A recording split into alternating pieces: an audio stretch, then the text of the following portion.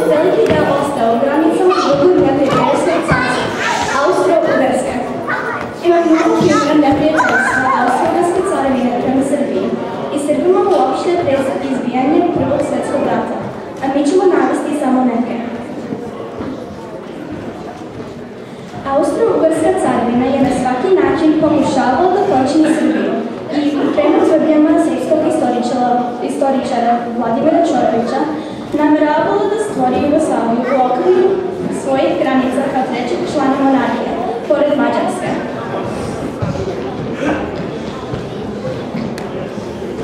U 1901. godine austrijski ministar inostranih poslova Goltovski je rekao: mi ćemo prosto predavati Srbiju ako dođe nečeg ozbiljnog na Balkanu i Srbija se možda usudi da vodi drugačiju politiku od one koje mi hoćemo. Od 1906. do 1911. godine Austro-Ugarska je nametnula Kraljevini Srbiji carinski rat, ili modernim rječnikom rečeno sankcije. Srbija je bila ekonomski slaba i većinu svojih poljoprivrednih proizvoda je izvozila u Austro-Ugarsku. Carevina je očekivala krah slabe srpske ekonomije, ali su rezultati ovog carinskog rata bili izuzetno povoljni za Srbiju. Srbija je pronašla nova tržišta u Belgiji, Njemačkoj, Francuskoj i Egiptu i 1910. godine izvoz Srbije je bio za 50% veći nego pre carinskog rata.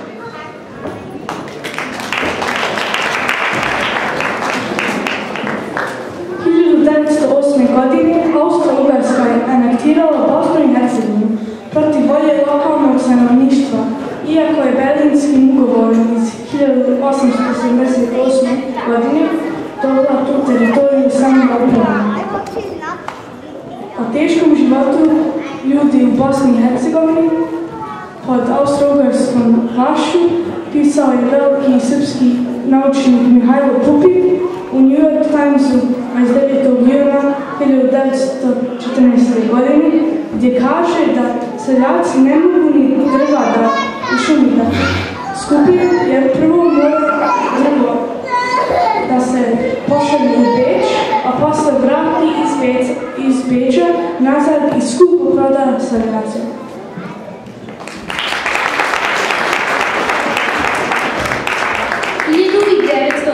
Godine.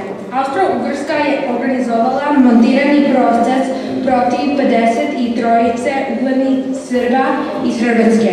Optužila ih je za izdaju monarhije, a u stvari je to bio pritisak na srpsko stanovništvo.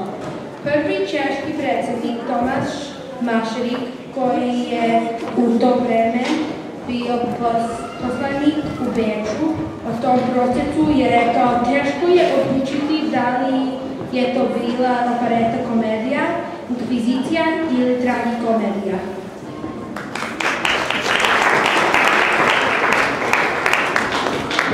I 1913. godine na lečenju u Austro-Ugarskoj banji Vajkaštaj ubijen je i do danas to ubistvo nije rasvetilo srpski patrijarh Lukijan Bogdan.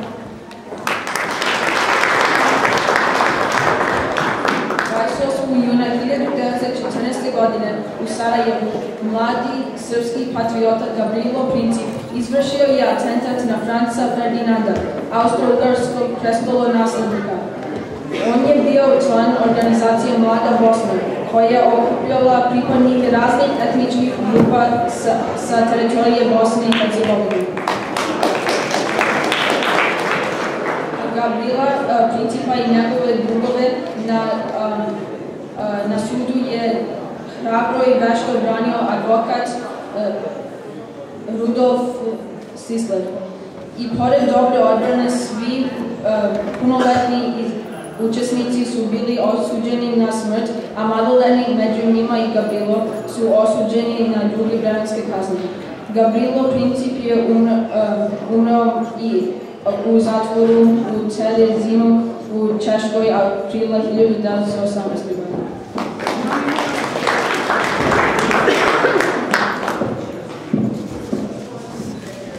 Pre nego izbojovala pravu hajku protiv srpskog stanovništva na svojoj teritoriji. Srbi su zatvarani, ubijani bez suđenja, njihove škole i crkve demolirane. Srbije muž Srbija mora umreti. Uz pogrdne karikature je postao poklič austro-ugarske štampe. Austro-Ugarska upućuje ultimatum od 11 tačaka Srbiji 23. jula 1914. Srbija istrpljena u prethodne dva balkanska rata, pokušavajući da izbegne sukob sa moćnom caravinom. Prihvata sve uslove ultimatuma osim tačka kojem Austro-Ugarska zahteva da njena policija vrši istragu na teritoriji Srbije. Ruski ministar spoljnih poslova Sasunov je rekao austro-ugarskom ambasadoru o ultimatumu: znam što hoćete. Hoćete rat sa Srbijom. Vi u Evropu podmećete požar.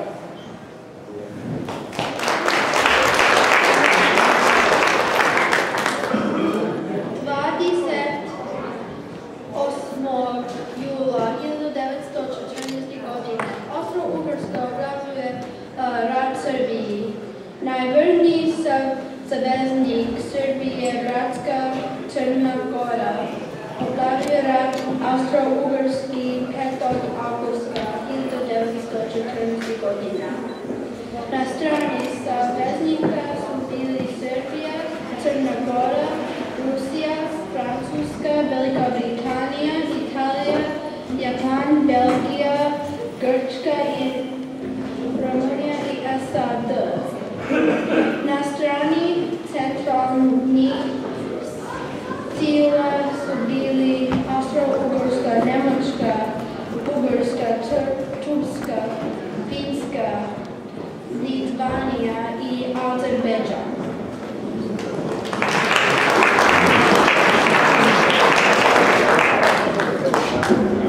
Austro-Ugarska vojska pod komandu Oskara Počereka je imala oko 300.000 vojnika, a srpska vojska je imala na početku rata oko 250.000 vojnaca.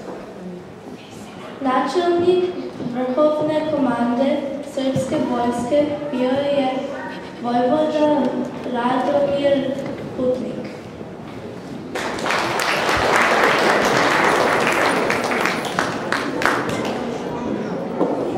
Austro-Ugarska je napala Srbiju preko Drine. Od 12. do 24.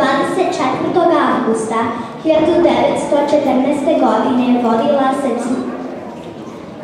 se čuvena Cerska bitka. Srbi su na Ceru izvojevali pobedu koja je bila prva pobeda saveznika. Austrijski novinar Erwin Kiš je napisao: austrijska armija je potučena i nalazi se u bezobzirnom, divljem i paničnom bekstvu. Sjajni su momci ovi Srbi. Oni znaju da brane svoju zemlju. U čast velike pobede Stanislav Binički je komponovao čuveni